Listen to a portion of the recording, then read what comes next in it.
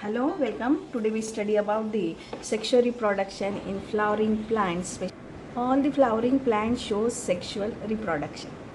They have always been used as a symbol for conveying important human feelings such as love, affection, happiness, grief, and mourning.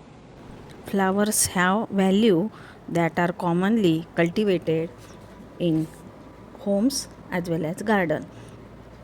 There are many flowers that are used in social and cultural celebration in your family or socially. When we study about a flower, firstly we study about structure of flower, then what is pollination, and finally fertilization. The nectar in flowers is the food of bees and butterflies. Some plants produce single flower while other produce clusters of flowers. Some have many tiny flowers that form a single flower like head.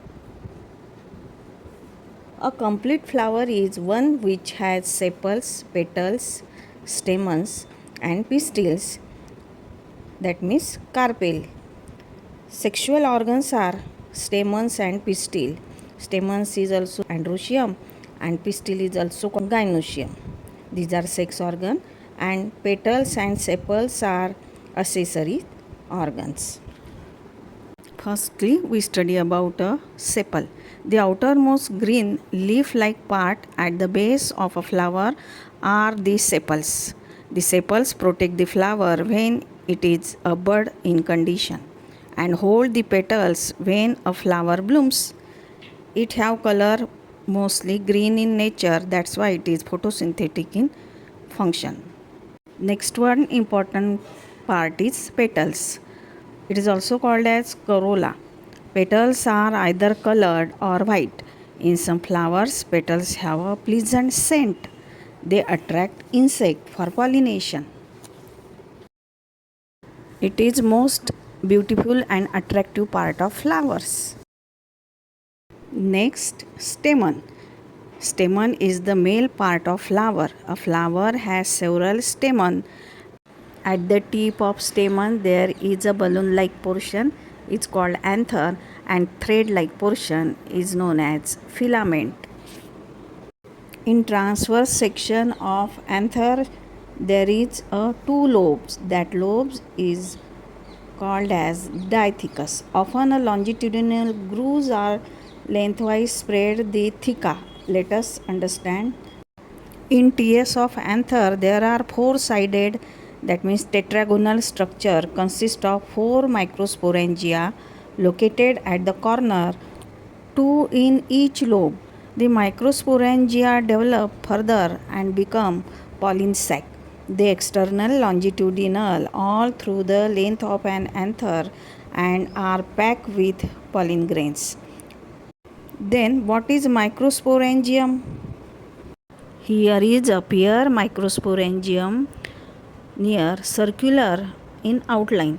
It is generally surrounded by four wall layers: the epidermis, endothecium, middle layer, and the tapetum. The outer three wall layers perform the function of protection and help in dehiscence of anther to release the pollen. The innermost wall layer is the tapetum. It nourishes the developing pollen grains. Cells of the tapetum possesses dense cytoplasm and generally have more than one nucleus. When anther is young, a group of compactly arranged homogeneous cells called sporogenous tissue occupies the center of each microsporangium. After meiotic division, the sporogenous tissue convert into a microspore tetrad. As each cell of the sporogenous tissue is capable of giving rise to microsphere mother cell, the process of formation of microspores from the pollen mother cell through a meiosis is called as microsporogenesis. The microspore as they are formed are arranged in clusters of four cells called as microspore tetrad. As the anther mature and dehydrate, the microspores dissociate from each other and develop into a pollen grains. Inside each microsporangium, several thousands of microspore or pollen grains are formed that are released with the dehiscence of anther wall. Pollen grains represent the male gametophyte. If you touch the open anthers of hibiscus or any flower, you would find deposition of yellowish powdery pollen grains on your fingers. You will really be amazed at the variety of architecture, size, shape, colors, designs seen on the different pollen grains from different species. Pollen grains are generally spherical, measuring about 25 to 50 micrometer in diameter. It has a prominent two-layered wall. The hard outer layer, called the exine, is made up of sporopollenin, which is one of the most resistant organic material. It can withstand high temperature and strong acid and alkali, and that's why it can't degrade by any enzyme, and it is well preserved as a fossils. The inner wall of the germ pore is called as intine. It is thin and continuous layer made up of cellulose and pectin. The germ pores are present on the outer layer, but inner layer doesn't show opening. The cytoplasm of pollen grains is surrounded by a plasma membrane. When the pollen grains is mature, it contains two cells, vegetative cell and generative cell. The vegetative cell is bigger, has abundant food reserve and large irregular shaped nucleus. The generative cell is small and floats in the cytoplasm of the vegetative.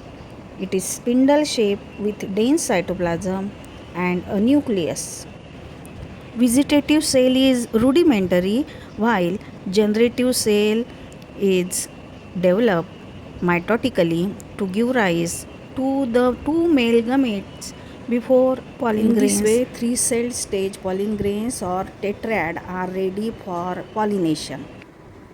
That means pollen grains are mature for the further process pollination. Now we will study about the next gynoecium, that means female reproductive organ in flower. The pistil, that means carpel, is the female part of the flower. It is present at the center of the flower. It is made up of three parts: a sticky stigma, which is button like at the uppermost part, a slender stalk like portion that is called style, and which is present in the middle, and the solan ovary lowest bulbous part is known as ovary, that is present at the bottom. The ovary contains one or more ovules. Ovules develop into a seed finally. The gynoecium represents the female reproductive part of the flower. The gynoecium may consist of a single pistil or many pistils, that is multicarpellary, or single is called as monocarpellary. Inside the ovary is the ovarian cavity, that means locule. The placenta is located inside the ovarian cavity. Locule number are single or many, and each locule contain a seed. Number of seed in an ovary may be one, like mango, and many, like papaya, watermelon, etc. Now, what is ovule? Let us familiarize ourselves with the structure of typical angiosperm ovule. The ovule is a small structure attached to the placenta by means of stalk called funicle. The body of the ovule fuses with funicle in the region called hilum. Thus, hilum represents the junction between ovule and funicle. Each ovule has one or two protective envelope called integuments. Integuments encircle the nucellus The integuments are outer integuments and inner integuments, which is inside encloses nucellus tissue except at the tip where a small opening called the micropyle. Opposite the micropyle end is the chalaza, representing the basal part of the ovule. Enclosed within the integuments is a mass of cells called the nucellus. Cells of the nucellus have abundant reserve food material. Nucellus tissue is encloses embryo sac, that means female gametophyte. Megasporogenesis means the process of formation of megaspore from the megaspore mother cell is called megasporogenesis.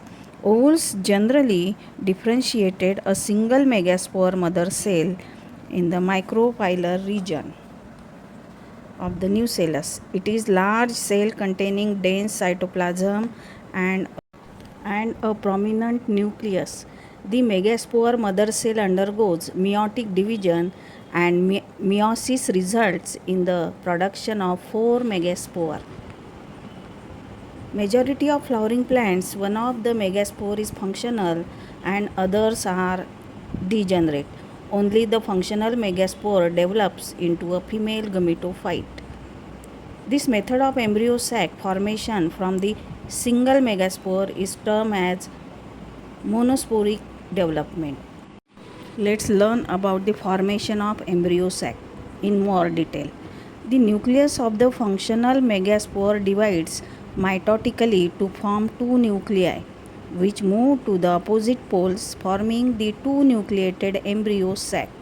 Two more sequential mitotic nuclear division results in the formation of the nucleate and later the 8 nucleate stage of the embryo sac. It is of interest to note that these mitotic divisions are strictly free nuclear. That is, nuclear divisions are not followed immediately by cell wall formation. After the 8 nucleate stage, cell wall are laid down, leading to the organization of typical embryo sac. Now, among these 8 nucleated stage cell, 3 nucleus are travel to the chalazal end and 3 travel to the micropylar end, and remaining 2 nucleus are remains at the polar region, that means in center region. There is characteristic distribution of the cell within the embryo sac. 3 cells are grouped together at the micropylar end and called as egg apparatus. The egg apparatus consists of 2 synergids and 1 egg cell. Synergids play an important role in guiding the pollen tube into a synergid. 3 cells are at the chalaza end and are called antipodals. The large central cell, as mentioned earlier, has 2 polar nuclei, thus a typical angiosperm embryo sac at the maturity through 8 or 7 nucleated stage. In this way, microspore and megaspore are ready for further process, that is pollination. Are you ready for pollination studying?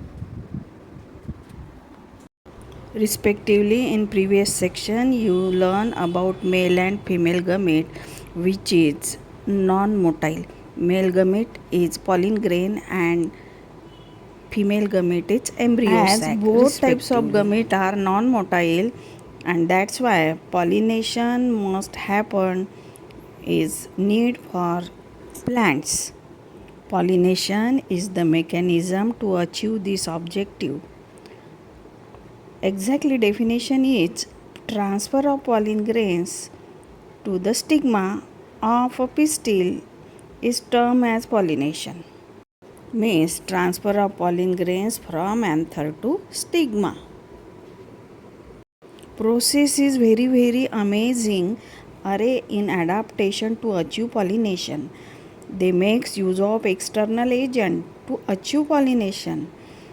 Can you list the possible external agent? You know about it? Any idea? Kinds of pollination is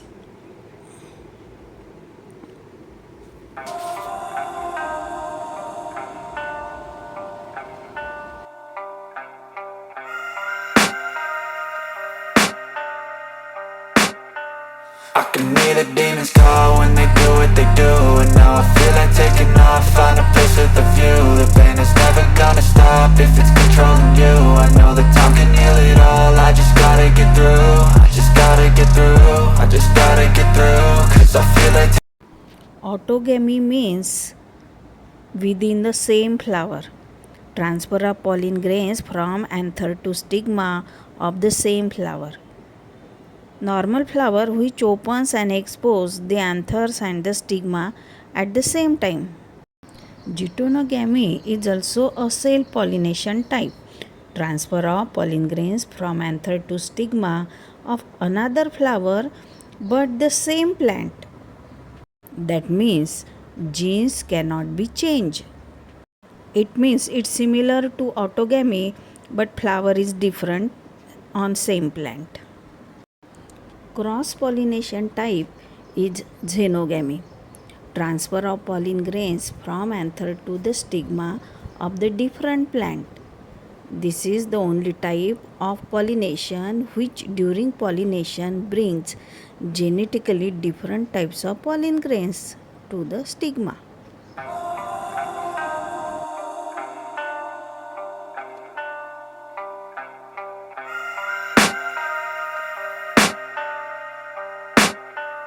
I can hear the demons call when they do what they do. And now I feel like taking off, find a place with a view. The pain is never gonna stop if it's controlling you. I know that time can heal it all, I just gotta. Hybridization is cross pollination, but it is not natural, it is artificial. A plant breeding which leads into the formation of large scale production of agricultural in our daily life. Finally, pollination leads to cross pollen grain from anther to stigma, and finally it get deposit on the stigma. In this way pollination get completed and now fertilization process are started. We study about the sexual reproduction in flowering plants, especially androecium and gynoecium petals and sepals.